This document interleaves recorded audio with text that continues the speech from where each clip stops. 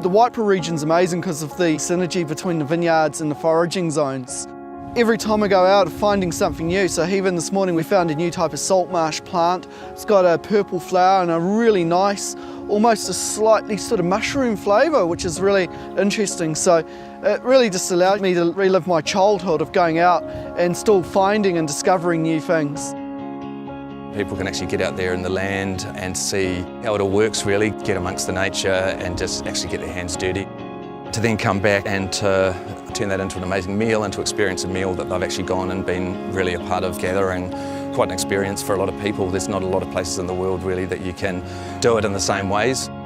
Fish, rabbits last night and hare and pigeons, and so I think probably would struggle to do that in other parts of the country. And it's a really, really good thing to bring so many people into the region and to meet new people. It makes you see your place and your region through a different set of eyes and to realise that you have got something that you know is special, but you've got used to knowing it's special. Sometimes it's very dry or very wet and it changes all over the place. It's quite volatile. And that in combination with the limestone, the low fertility soils and the cold winters really gives you everything you need to produce fantastic cool climate grapes. Really you have no choice but to go for concentration and complexity and producing wines that are a true representation of here. We like to put wine as part of a larger picture now.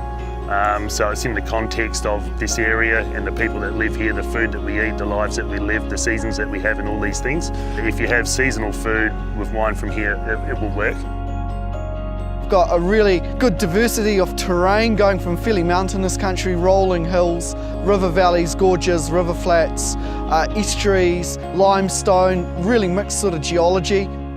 Today we went walking up on Mount Grey, heard the gunshots, saw the goats run in all directions, and then they got a young billy goat.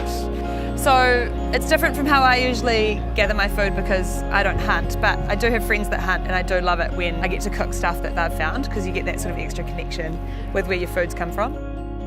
We were collecting a lot of wild greens, amazing coastal aurak and wild Italian parsley. That's all just self-sown and just kind of taking off through there. We were collecting the kawa berries, which is a lot of people are familiar with the leaves and using those, but the fruit. And then we fished for the yellow-eyed mullet with the throw net. So we got about, I think we've got enough for a fish each. We've got about 70 fish. The connection with this region is the people first and foremost. The place itself is unique, but it's the people that are out here that are really special to me. This event Forage really showcases the bounty of this region as well. There's the fact that you can go up into the hills and do some shooting, and then you can go out into the oceans and catch some fish, and you can drop to the ground and pick up some fruit, and the bounty of food out here is amazing. It's really undercover and it's unpretentious, and I think that again is the people.